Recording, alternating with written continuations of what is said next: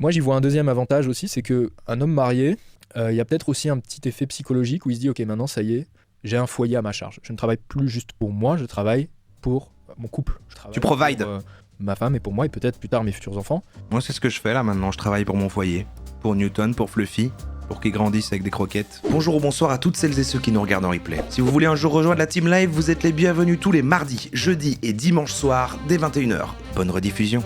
Qui est marié ici ? Je vais faire un sondage. On va parler de mariage, d'accord ? Le mariage. Pax, ça compte. Alors justement, dites-moi un peu toutes les versions pour que je fasse un sondage pour que ça concerne tout le monde là. Donc il y a fiancé marié, il y a Pax, il y a concubinage, c'est comme ça qu'on appelle quand on vit juste avec la personne. Moi c'est ça, moi je suis en concubinage par exemple, c'est ça hein. Paxé, il y a un statut quand même. Ah, il y a veuf et veuve, c'est badant, mais c'est vrai, ok. Et il y a célibataire. Ah ouais, il y a divorcé. Ah, mais il n'y a pas assez de cases, j'ai que 5 cases. Du coup, ça m'intéresse d'avoir la vie, quoi. Parce que c'est vrai que ça, c'est un truc qui m'échappe. Le chat de célib, bon, c'est un chat Twitch, quoi. C'est un chat Twitch. Ce serait pareil chez tout le monde, non ? Je vois pas les avantages, pas que ça les limite pour les impôts. Alors voilà, c'est ça. Alors évidemment, on va regarder une vidéo. On va regarder une vidéo qui s'appelle « Quel est l'intérêt de se marier ?» avec quelqu'un qu'on aime bien. Quelqu'un qui part en général d'un truc qui une fois, il est parti d'un truc problématique et à la fin, il est arrivé à un truc où on était genre « Oui, ok ». Donc pourquoi pas ? Je sais pas si on regardera tout, la vidéo est peut-être un peu longue, mais ça va nous faire un peu parler du sujet. Alors, je dirais que chaque option a ses mérites. Le mariage, c'est une belle promesse d'amour et de partage. D'accord, donc oui, c'est ça. C'est ce côté abstrait peut-être, d'accord, c'est une promesse, un truc symbolique avant tout. Alors oui, évidemment, on va enlever l'aspect religieux du truc, parce que je pense que beaucoup de gens se marient, il y a un côté culturel, il y a un côté si t'es croyant, voilà, enfin je pense que le mariage c'est quand même très lié aussi à différentes pratiques religieuses. Mais alors moi je me suis toujours posé la question de si jamais tu n'es aucune religion, t'es athée, tout ça, pourquoi les gens se marieraient ? Et là souvent on me dit, en fait c'est intéressant financièrement, les impôts machin, mais là vous me dites que le Pax le fait aussi. Donc du coup, je suis en train de me demander quel est le vrai intérêt. Toi, tu me sors, effectivement, c'est une belle promesse d'amour et de partage. Et donc, ça vient me confirmer l'aspect que c'est un peu comme quand on avait fait le thème des gosses. On n'arrivera peut-être pas à trouver un argument rationnel. Mais c'est ce que va essayer de faire les philogènes ici. Ah oui, j'ai dit qui c'était. Ça y est, j'ai dit qui c'était. Alors, quel est l'intérêt de se marier, va nous dire les philogènes. Il est très carré. Il est très... lui, il est pragmatique. Les hommes, les femmes, le marché, quels sont les intérêts. C'est lui qui nous avait parlé de Tradwife, vous vous souvenez ? Il avait parlé de Tradwife à l'époque, on a regardé une vidéo là-dessus. Et lui, donc, quel est l'intérêt de se marier ? Il va être sûr quel est l'intérêt concret.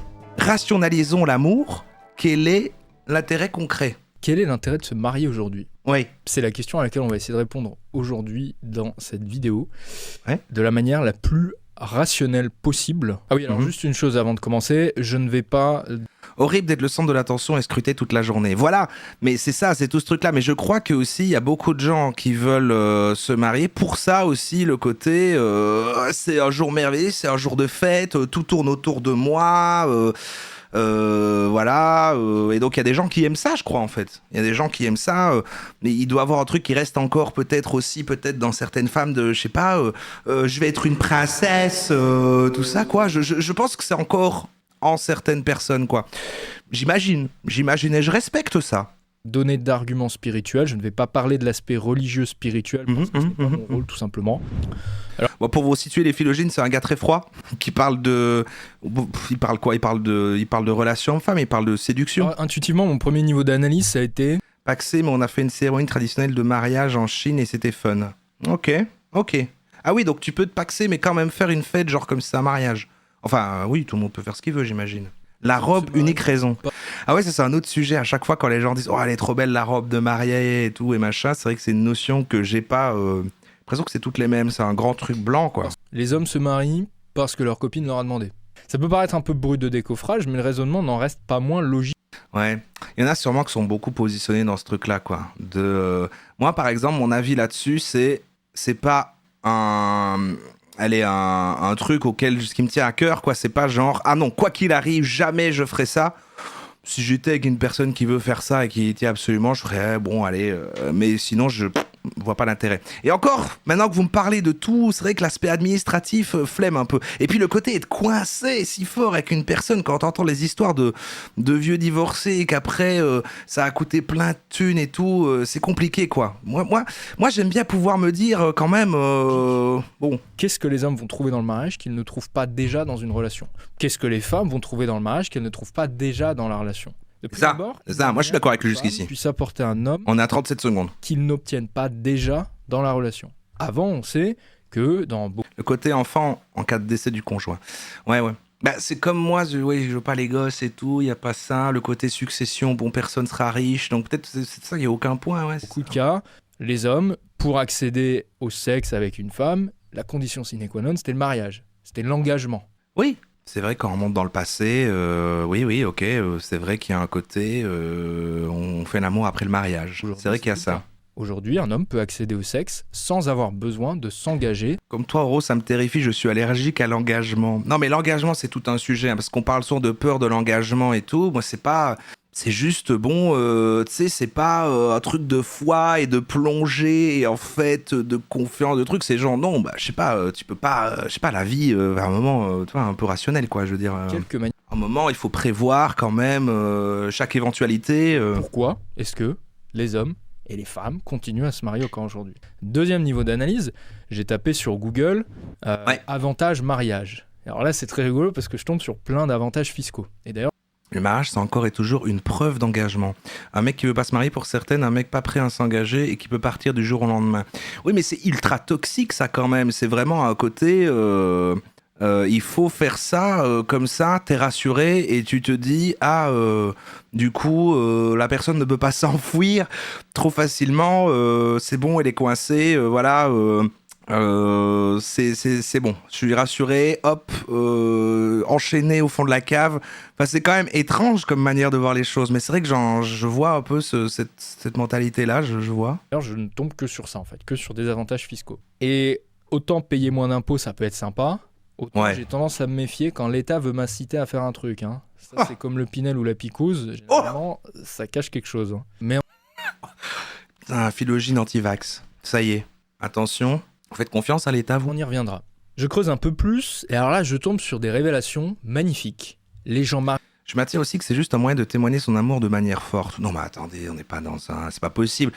Tu peux le faire de plein de façons quand même, c'est pas quand même ça. C'est pas genre tu fais plein de trucs administratifs et après du coup t'as un autre statut dans la société et tout, et puis et plein de trucs compliqués pour que après soit juste ah oui c'est vrai, ok, c'est vrai que tu m'aimes, d'accord. C'est bizarre. Mariés seraient plus heureux, plus riches et en meilleure santé. Comment je témoigne mon amour? Je sais pas, parfois je vais à pied jusqu'à la boulangerie, j'emmène des petits croissants, je sais pas. Et ils vivraient même plus longtemps.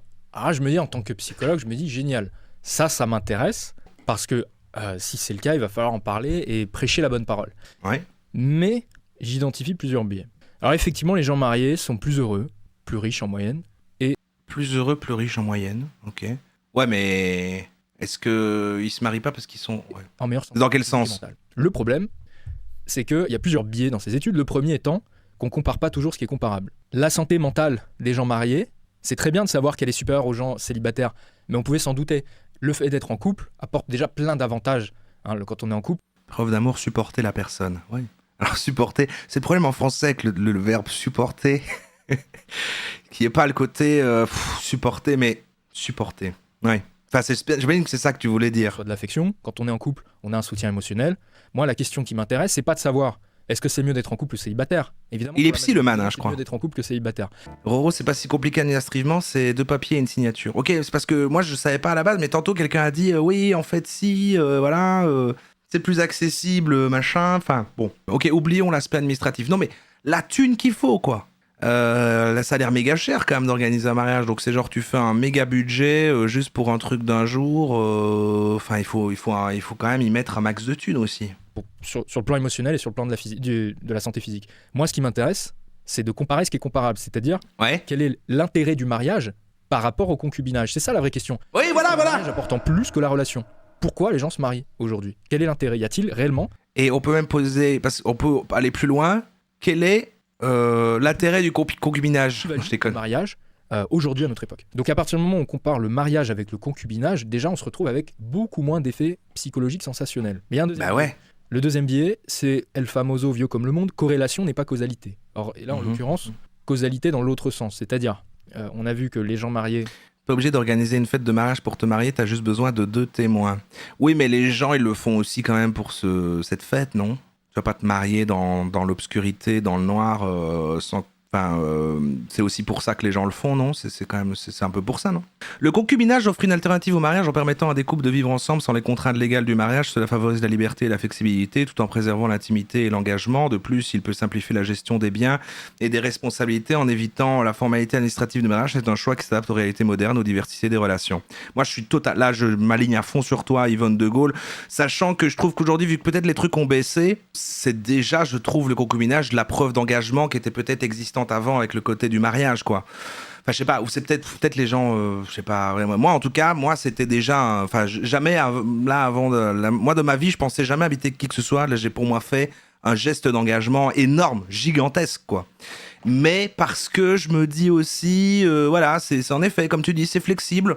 Si à un moment on en a marre et tout, voilà, c'est facile, hein, on est locataire, tac, tac, hop, chacun retrouve un appart, c'est facile, quoi. C'est très gérable. Meilleure santé. Mais qui vous dit que c'est pas les gens plus riches, en meilleure santé et plus heureux, qui ont plus de probabilité d'être élus comme mari ou comme femme. On a plus envie de se mettre en couple avec une personne heureuse, avec une personne qui réussit bien sa vie, qui a des choses qui se passent dans sa vie, qui est en bonne santé, qui est au top physiquement. Sondage, avez-vous déjà vécu avec un partenaire à défaut de vous marier ? Ouais, bah alors il y avait déjà tous les trucs tout à l'heure. Ouais, bah peut-être. Ouais. C'est déjà un gros truc, hein, quand même, ça, en vrai. Enfin, on peut y voir un aspect pratique. Je vois, c'est vrai que c'est facile. Tu loues un truc et puis tu partages le loyer. Ça peut être très temporaire sur un truc d'1 an. Ça se teste, voilà. C'est pas très... Ça ne demande pas beaucoup d'engagement, mais quand même. Après, il y a des gens qui ont besoin de vivre avec des gens tout le temps. Voilà, qui savent vraiment pas vivre tout seul. Bah, c'est le cas de Rara, par exemple. Elle est passée de colocation avec une pote à vivre avec moi. Moi, ça faisait 10 ans que je vivais tout seul et ça m'a jamais posé de problème. Et voilà, a priori, je pensais continuer, quoi. Donc ça dépend aussi du type des gens. Il y a des gens qui détestent vivre seul. Moi, à la base, mon frein, c'était justement, j'aime trop vivre seul. Est-ce que ça va pas être difficile ? Après, voilà, j'ai une pièce rien que pour moi ici, c'est pas mal. Mais ça dépend du tempérament de chacun aussi, quoi. C'est ça, c'est vrai. Déjà fait, oui ou jamais. Ah, quand même 33% jamais. Ouais, Et effectivement, j'aime pas vivre seul, toujours des colocs. Ça, je l'ai appris dans une étude espagnole de l'université. Et du coup, ça va. Ouais, franchement, ça va là. Ça va. J'ai voulu justement démêler les causes. Je trouve ça plus facile Je trouve ça plus facile de gérer finalement une relation en vivant avec la personne que voilà, parce que sinon, tu sais, tu vois à quel rythme est-ce qu'on se voit, est-ce que voilà, machin. En fait, c'est plus facile en fait. Je n'avais pas vu ça comme ça. Ce lien qui existe entre mariage et santé, parce que c'est un sujet important, et qui ont cherché à dépoussiérer un peu ces vieilles études. Je sais pas ce que vous en pensez, mais... des années 90 pour montrer que le mariage avait plein de vertus. Donc ils sont allés démêler tout ça sur des statistiques américaines. Ils ont sorti les chiffres et ce qu'ils en ont conclu, c'est la chose suivante. On se rend compte qu'il n'y a pas d'écart entre les gens mariés et les gens en concubinage au niveau de la santé avant 39 ans. Avant 39 ans, il n'y a pas de gain ou de bénéfice du mariage sur la santé. D'accord. Mais comment on peut sous-entendre qu'il y aurait un gain et un bénéfice sur la santé par rapport au fait de se marier ? C'est quoi ? C'est parce que vu que tu vis avec une autre personne, y a quelqu'un qui peut t'aider quand tu fais un AVC ? C'est quoi ? La réalité va dans l'autre sens. C'est-à-dire que les gens en meilleure santé physique et mentale ont effectivement plus de probabilité de se marier. Je trouve ça dur de poser ce genre de questions parce que le mariage est un choix sentimental auquel on essaie de coller des trucs pragmatiques, genre il n'y a pas de gain. Mais donc vraiment, c'est ça en fait, c'est parce que pour moi c'est un truc quand même trop gros que pour se dire ça serait juste c'est l'amour, du coup c'est beau et tout. Tu vois, à un moment, il faut un peu des deux, quoi. Pour moi, ça serait aussi incongru de se marier pour juste des avantages sans aimer la personne que se marier uniquement juste s'il y a l'amour mais qu'il n'y a pas d'avantages concrets. Pour moi, c'est un agencement des deux. Il faut un peu de logique aussi, sinon c'est bizarre, quoi. Tu fais juste une grosse fête. Non, enfin, il faut... Non, je sais pas. Aujourd'hui, on a la chance de pouvoir construire la façon de vivre et la manière dont on marche notre relation plus librement qu'il y a quelques années où le mariage était obligatoire pour être reconnu en tant que couple dans la société. Ouais, je pense qu'il y a un truc similaire aussi avec comme le truc avec les gosses, quoi. C'est les générations d'avant, c'était c'était qu'est-ce qu'il fallait faire, c'est comme ça. Il fallait faire des gosses, il fallait se marier et tout. Et on remet de plus en plus en cause un certain modèle de société. Les enfants, il y a un côté, oui, élever un gosse, c'est quand même, il y a un vrai truc qui se passe. Le mariage, c'est un espèce de juste changement de statut, donc ça me semble encore plus abstrait. Mais, et c'est là que c'est intéressant. Merci, t'as dit quoi ? Vous regardez la tranche d'âge à partir de 55 ans. Ouais. Il y a, par contre là, à cet endroit-là, à ce moment-là, il y a un écart de santé entre les gens mariés et les gens en concubinage. Ok. Un écart de 6%. Alors c'est pas énorme, mais c'est significatif. Quand même intéressant parce que ça montre bien qu'il y a, malgré tout, un effet protecteur du mariage. C'est-à-dire qu'il y a un énorme biais de sélection, dans le sens où les gens plus beaux, les gens en meilleure santé, les gens plus riches, etc., ont plus de probabilité d'être choisis comme partenaires pour mariage. Mais il y a aussi, en plus de ça, quand on est rentré dans le club du mariage, on a accès à une protection en termes de santé, à un léger gain, un léger bénéfice sur la santé. Et pourquoi ? À partir de 55 ans, si on arrive à tenir jusque-là. Ce qui n'est pas donné à tout le monde, hein, parce qu'il faut les faire. Il faut arriver à tenir 20 ans de mariage quand même. Mais si vous... Mais il y a des statistiques sur ça. En vrai, la grande majorité des mariages ne tiennent pas, non ? Si vous arrivez à tenir jusque-là, vous allez bénéficier de 6% de plus-value sur votre santé. Alors pourquoi ? 3 explications des chercheurs que j'ai trouvées assez intéressantes pour vous les partager. 50%. La première, c'est que une fois mariés, les gens ont tendance à adopter une certaine discipline dans leur vie, comme par exemple, ils arrêtent de fumer. Première explication. Ouais. Deuxième Mais pareil, ça, tu peux faire en concubinage, non ? explication des chercheurs, il y a plus de probabilité chez les gens mariés 50% de divorce, ouais, ok. 1 sur 2. à avoir une mutuelle, à avoir un système pour se protéger au niveau de la santé. Mais en fait, il est en train de dire, si t'es marié, c'est les hommes survivent plus longtemps parce qu'ils ont une femme qui va leur dire « Hé, va chez le médecin, là, au lieu de... » En fait, c'est ça. C'est juste les vieux gars, là, qui sont les bonhommes qui font « Moi, je vais pas chez le médecin, ça va partir tout seul. » Et là, en fait, leur femme leur dit « Va chez le médecin. » Et du coup, c'est juste ça, en fait. Alors nous, en France, c'est Qui prend les rendez-vous pour lui, ouais, c'est ça. aux États-Unis, Mais ça reste... Non, après, moi, j'ai toujours une vision que c'est les vieux, mais en fait, ça doit être des schémas qui se répètent. ils c'est n'ont vrai. pas le même accès aux soins, ça coûte beaucoup plus cher. Il y a des inégalités en ce qui concerne l'accès aux soins, ce qui n'est pas du tout le cas en France, on a énormément de chance. Donc là-bas, c'est pas forcément le premier réflexe, je suppose, d'avoir accès à une mutuelle ou à une sorte d'équivalent de notre sécu. C'est aussi ce qui me ferait peur, tout aborder la préparation de pneus claqués. Pour être sûr que le couple dure, ça me ferait trop chier. Ouais, mais voilà, mais il y a un côté beau, je pense, pour pas mal de personnes, de quand tu es dans un couple, il y a un truc, il y a une convention qui est d'être assez sur... en fait, ça va durer pour toujours, quoi. Et alors, le mariage est sûrement une version, en fait, maximum de ça, à mon avis, c'est comme c'est un truc de foi, presque comme croire en Dieu, quoi, un espèce de truc, je pense que c'est une notion un peu comme ça. Moi, je suis un peu trop pragmatique pour ces choses-là aussi, mais je crois qu'il y a pas mal de gens comme ça. Hein. Donc ça peut être une des explications. Et la troisième, c'est que, et celle-là c'est ma préférée, c'est que les gens mariés ont tendance à faire plus souvent des tests sur leur santé. Ah, c'est ça. Prostate. Voilà, donc on imagine Jacqueline sriner Jean-Paul. C'est ça. Prostate depuis 6 mois, donc in fine, il va bien finir par y aller. Donc il y aurait un effet protecteur du mariage à partir de la cinquantaine et un énorme biais de sélection pour les plus jeunes. Alors maintenant, on va voir si le mariage rend plus heureux. Parce que ça, c'est quelque chose qu'on retrouve beaucoup dans la littérature aussi, et dans la presse grand public. Encore une fois, je précise, plus heureux que le concubinage. Nous, ce qui nous intéresse, c'est de comparer ce qui est comparable. Si je me marie, ce serait pour les impôts. Donc beaucoup de gens disent ça, mais moi qui suis nul avec toutes ces choses-là, la fiscalité, les impôts, l'argent et tout, en fait, c'est quoi réellement qui se passe ? C'est dans tous les cas de figure que c'est intéressant, ou c'est quoi en fait ? C'est quand un des deux gagne beaucoup ? C'est quand les deux gagnent beaucoup ? Ça baisse en fait ton pourcentage d'impôt quand t'es marié en fait, c'est ça qui se passe c'est quoi en fait Comparable. On ne compare pas des gens mariés. C'est plus le cas aujourd'hui. Avec des célibataires, ça ne nous intéresse pas. On veut savoir si le mariage... Tu mélanges les revenus. Un bénéfice par rapport au couple. Moi je mélange pas mes revenus. Aucun doute, hein. Le mariage rend plus heureux que le célibat. Et si vous visez le bonheur et la santé mentale et physique, il vaut mieux être marié que rester célibataire, homme comme femme. Là, pour le coup, il y a un grand consensus dans la littérature. Maintenant, moi, ce qui m'intéresse, c'est de savoir quelle est la plus-value du mariage sur une relation de concubinage. Alors, dans les pays traditionnels, il semblerait, effectivement, que le mariage rende plus heureux les femmes. Parce que ça marche, cet effet marche que sur les femmes. J'ai dit les femmes parce que c'est pas un effet qui fonctionne sur les hommes. Il n'y a pas d'écart. Les hommes mariés sont aussi heureux que les hommes en concubinage, mais les femmes mariées sont plus heureuses que les femmes en concubinage dans les pays conservateurs. Dans les pays conservateurs. Traditionnels, dans lesquels D'accord. la religion joue un rôle important. Ok. Le regard d'autrui et le statut de concubin étant moins reconnu socialement dans les pays conservateurs et traditionnels. Oui, parce qu'il doit avoir des... Alors je sais pas de quel pays il parle, mais bon, ok. Mais il doit avoir du coup des... peut-être uniformément partout, c'est peut-être plus comme avant, et alors il y a le côté, c'est bizarre de vivre avec une personne sans se marier, quoi, c'est un peu étrange. Elles ont tendance du coup à ressentir peut-être plus de pression sociale lorsqu'elles ne sont pas mariées et plus de joie lorsqu'elles se retrouvent mariées. Alors il y a aussi cet écart dans les pays occidentaux, dans nos pays... Mais il y a des avantages plus concrets peut-être aussi, j'imagine, alors le cas de figure, je reviens au sujet alors des enfants, ou même le sujet de la tradwife dont lui parlait même dans un truc. C'est vrai que j'imagine le cas. Un homme et une femme se marient, ils ont des enfants. Et en fait, par exemple, la femme est femme au foyer. Elle ne travaille pas. Je peux comprendre l'aspect sécurisant du mariage parce que si jamais après il y a divorce, elle se retrouve, enfin voilà, elle aura un avantage. Enfin, il n'y a pas le côté qu'elle se retrouve du coup sans taf, sans argent, de machin. Enfin, il y a une sécurité peut-être qui s'installe parce que le cadre est. Occidentaux. Il y a un peu de ça Et aussi. il s'explique en partie par le biais de sélection qu'on a déjà vu, c'est-à-dire les gens heureux ont plus de probabilité de se marier, mais il s'explique aussi par deux autres variables. Ouais. Donc pourquoi les gens mariés sont plus heureux ? Parce qu'ils sont en meilleure santé et parce qu'ils ont de meilleures finances. C'est les deux raisons, les deux explications qu'on trouve habituellement dans les études pour expliquer pourquoi il y a plus. Alors en meilleure santé, on vient d'y répondre, on vient de dire que effectivement il y avait un petit gain, mais que c'était pas non plus ouf et que c'était aussi vachement. Ça correspond à un ancien modèle de société. Mais c'est pas d'office, non ? C'est même si t'es pas marié, il y a quand même un truc de... Par exemple, est-ce que si deux personnes... Désolé, je connais rien à la société. C'est pour ça qu'on fait ces lives. Est-ce que si deux personnes... Après, je te laisse parler, hein, Philo, je peux t'appeler Phil.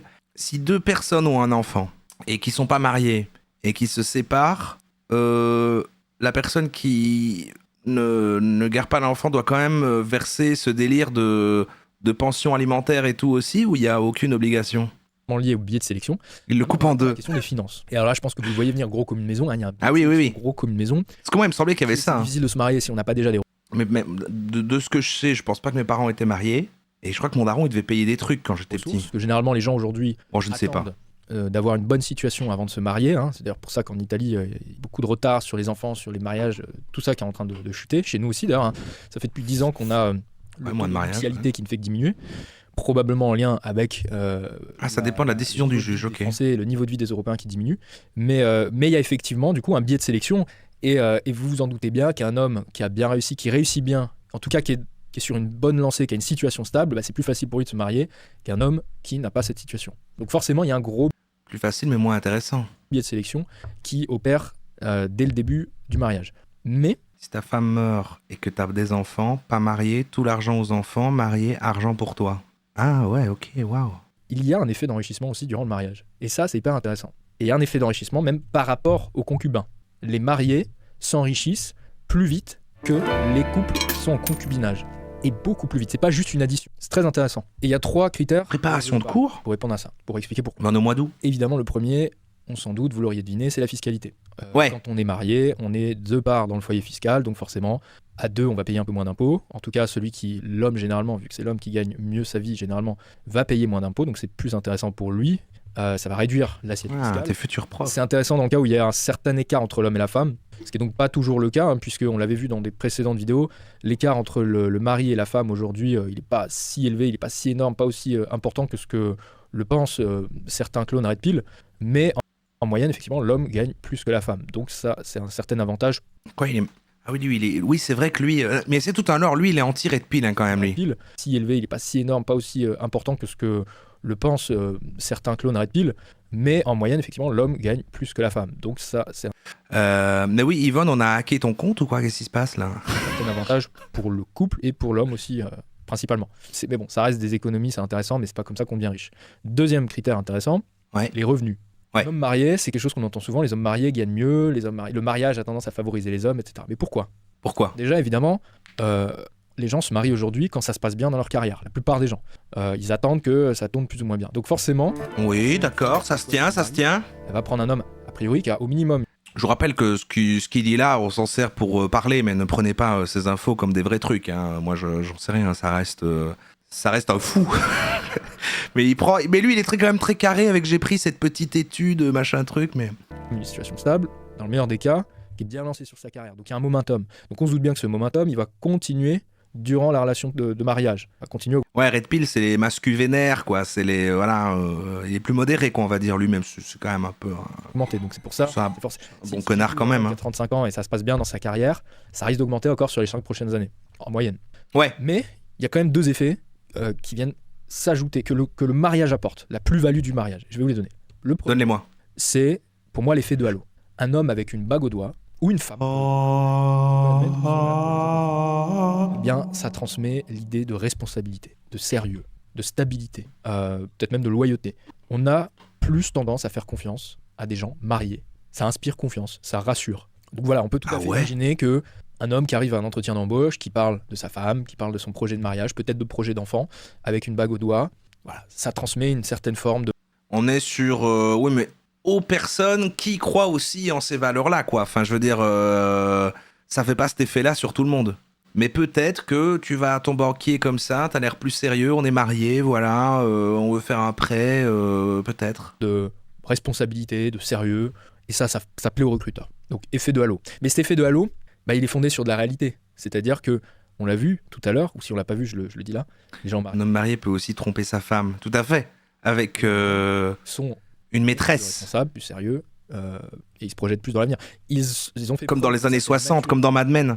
T'as ta femme qui est celle qui s'occupe du foyer et des enfants, et t'as ta maîtresse avec qui c'est rigolo, quoi. Ça, c'était comme ça. maturité dans leur vie de couple, en se mariant. Après, tout le monde on n'est pas tous égaux face aux raisons du mariage, on en reparlera après. Mais on peut penser que, voilà, ils ont fait preuve d'une certaine maturité, ils sont projetés. Et un détective privé. Il y a un projet, donc ils vont faire preuve de cette même maturité dans le cadre du travail. Et Mhm, c'est fondé sur des faits réels, c'est ça que je vais vous exprimer. Si on est sérieux dans un domaine de sa vie, on l'est généralement C'est dans réel. ce domaine aussi. Moi, j'y vois un deuxième avantage aussi, c'est qu'un homme marié, il y a peut-être aussi un petit effet psychologique où il se dit, ok, maintenant, ça y est, j'ai un foyer à ma charge. Je ne travaille plus juste pour moi, je travaille pour mon couple. Je travaille Tu provides. pour, ma femme et pour moi, et peut-être plus tard mes futurs enfants. Là, en l'occurrence, on parle juste du mariage. Donc, il y a vraiment cette notion. Moi, c'est ce que je fais là maintenant. Je travaille pour mon foyer, pour Newton, pour Fluffy, pour qu'ils grandissent avec des croquettes. Côté responsabilisant. Et donc, ça peut augmenter le niveau de productivité, ça peut donner un moteur, un sens à sa vie. Il y a beaucoup de gens aussi, ils perdent en motivation parce qu'ils n'ont pas de sens à leur vie. On entend beaucoup parler de ça en ce moment. Donner un sens à sa vie, le fameux why. Pourquoi vous faites ce que vous faites? Pourquoi vous faites ça? Pourquoi vous travaillez? Pourquoi vous voulez travailler dans votre carrière, grimper les échelons? Voilà, maintenant je sais pourquoi. C'est pour ma femme, c'est pour mon foyer, c'est pour ce projet que j'ai. Il y a C'est terrible, ça. Oh la vache. Donc voilà, tu as une carrière et tu veux monter dans ta carrière pour provide tout ce qu'il faut dans ton foyer. Moi, je trouve ça quand même... finalement, on revient au truc un peu des tradwives, mais bon, là, il parle du coup plus du côté homme, mais voilà, c'est encore cette vision ultra conservatrice du truc, quoi. C'est heureusement que maintenant, tout le monde n'est pas comme ça, quoi. Il y a du mouvement, il y a de l'inertie, il y a un moteur, il se passe quelque chose, quoi. Donc ça, à mon avis, c'est une autre raison qui très psycho, qui vient se... Moi, là, j'accumule, je gagne de l'argent, pas pour mon foyer, mais pour, à un moment, j'ai la flemme, quoi. greffer à... Mais je garderai tout, je garderai pour tout. expliquer pourquoi il y aurait un certain enrichissement chez les gens mariés, qu'on ne retrouve pas chez les concubins. Mais tout cela n'est rien par rapport au troisième critère que je vais vous lister maintenant. Moi, c'est pour ma retraite le plus vite possible, être débarrassé de cette connerie de se lever et aller bosser. Ouais, je suis un peu comme ça aussi. Je me dis, mais en fait, non, tu vois, c'est impossible. Faut vraiment. C'est le côté liberté financière. C'est le délire de la liberté financière des coachs, quoi. Le côté. Là, tu travailles à mort et tout pendant 10, 15 ans pour prendre une espèce de retraite super tôt, mais en fait, c'est impossible. Il faudrait faire tellement d'argent pour. Quel est le plus gros levier d'enrichissement aujourd'hui dans les pays occidentaux? Plus gros levier d'enrichissement, alors il y a les intérêts composés, c'est vrai, mais il y en a un qui est beaucoup plus rapide et peut-être plus efficace même. C'est ce qu'on appelle comme. le levier bancaire. Mais moi, j'arrive pas à me projeter au côté quand la version de moi vieux et le après, le futur, le machin. Parce que j'étais à la banque l'autre jour, parce que je vais rechanger de statut, là, de truc par rapport à mon activité. Et là, il faisait, toujours pas d'épargne pension, parce que... Là, en fait, maintenant, ça va devenir vraiment intéressant. Ça n'a plus aucun sens de ne pas en prendre une, en fait. C'est, regardez, machin. Il commence à me balancer plein de chiffres.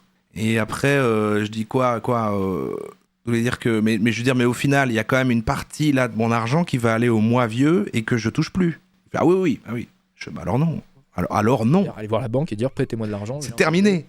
Et après, je peux lever des sommes d'argent que j'aurais mis des décennies à lever si j'avais uniquement... Je garde tout pour le mois de maintenant. Utilisé la force de mon travail pour pouvoir financer de tels projets. Quand vous êtes marié, quand vous arrivez face au banquier pour obtenir un prêt, vous êtes beaucoup plus rassurant, vous êtes beaucoup plus beau, vous renvoyez beaucoup plus l'idée de stabilité face au banquier. Ceci n'est pas un conseil en Ce qu'ils investissement. recherchent, c'est juste ça. C'est est-ce que ces gens-là vont rembourser mon prêt? Donc si vous êtes marié, dans la tête du banquier, ça renvoie l'idée que vous allez rembourser votre prêt. Ah oui, voilà, c'est ce qu'on disait. Capacité d'emprunt. Donc il y a plus de possibilités, certes, d'acheter une plus belle résidence principale, ce qui est pour moi pas forcément le plus intelligent, mais aussi surtout de financer plein de projets en immobilier. J'ai un ami à moi, entrepreneur, marié, avec une femme qui n'a pas forcément des revenus mirobolants, mais qui est fonctionnaire. Or, les banquiers... Mirobolant. Le marié, mais aussi les fonctionnaires, parce que pour les mêmes raisons, fonctionnaires, c'est à vie, généralement. Hein. Donc, Ça se trouve le toit du futur. Mais non, mais stabilité, ça plaît au... plus j'ai failli. Bon, quand il a insisté, je me dis, réinsiste, il repose encore une fois la question. Je lui dis, bon, je serai mort, d'accord? Je vivrai pas jusque-là, d'accord? Mais il l'a pas fait. banquier. Et mon pote, lui, apporte l'apport, entrepreneur, il pose un apport. Sa femme, elle apporte la stabilité auprès du banquier. Boum, power couple, les banquiers adorent. Donc du coup, ils se font plaisir sur l'immobilier, sur des belles opérations immobilières. D'accord. Ça, c'est un véritable levier d'enrichissement. Et ça, c'est pas quelque chose qu'on retrouve Oui, bon. en dehors du mariage. Je trouve que c'est une raison assez rationnelle de se marier. C'est probablement l'une des meilleures raisons, selon moi, de se marier avec un homme ou une femme. Encore faut-il tomber sur quelqu'un qui soit sur la même longueur d'onde et qui ait cette vision pragmatique du mariage. Et C'est le fait qu'en fait, à deux, du coup, il y a un effet de halo, et donc du coup, tu as plus facilement des prêts et des trucs. Enfin, ça reste des trucs d'argent, voilà quoi. C'est l'homme entreprend, mais la femme vient rajouter, regardez, je suis pas fou, je suis pas fou allié, j'ai une bague, j'ai une femme. Donc, je vous assure que là, c'est un apport solide que je vous donne. power couple, les banquiers adorent. Donc du coup, ils se font plaisir sur l'immobilier, sur des belles opérations immobilières. Ça, c'est un véritable levier d'enrichissement. Et ça, c'est pas quelque chose qu'on retrouve en dehors du mariage. Je trouve que c'est une raison assez... Ça serait cool de fois de réacter à des genres d'experts et compétents. Alors non, enfin, je sais pas ce que tu t'entends par cool. Ça serait beaucoup moins marrant, déjà. Ça transformerait le truc en un peu trop de premier degré et intéressant. On s'ennuie. Et j'ai un vrai argument cette fois-ci. Aucune vidéo, mais je vous le dis, hein, aucune vidéo ne répond sur YouTube à cette question. C'est parce que lui, il l'a sorti. Et avant qu'il la sorte, j'avais déjà cherché 3 fois. Et impossible de faire ce thème parce qu'aucune vidéo ne traite du sujet.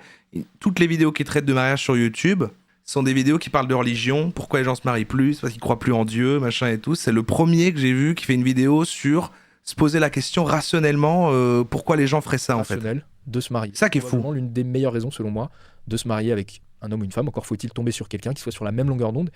Et cette vision C'est comment pragmatique du mariage. Et Ouais, d'accord, ok, bon bah ça va. On n'a pas besoin de voir non plus, il n'a pas besoin de conclure pendant des heures quoi, mais on va se barrer. T'as une petite conclusion peut-être? qui lui raconte qu'il a plein de projets. Je vais upgrader un petit peu la formation, donc le prix va augmenter dans quelques jours. Donc ne traînez pas. Après, vous savez, après mon avis sur le mariage, mon avis très perso, Ouais. je pense que beaucoup de gens se marient pour des raisons de merde. Pour le folklore, Il a un peu raison en fait. pour la pression sociale, c'est pour le symbole. Hein. J'ai beaucoup entendu des hommes me dire ça. Ah, tu comprends, c'est pour le symbole. Ou tout simplement parce qu'en fait, les mecs ont pas réfléchi, leur copine a demandé un mariage, ils se sont dit, vas-y, je vais pas me prendre la tête. Il l'a dit d'une manière un peu trop négative parce que moi, tous ces arguments-là, même si pour moi, en effet, j'aurais cet avis-là, mais lui, il est très. Voilà, il pose son jugement dessus et du coup, il a comme une vérité établie. Moi, je suis plus sur. Chacun trouve sa voie vers le bonheur et si des gens se retrouvent là-dedans et que ça leur fait plaisir, voilà.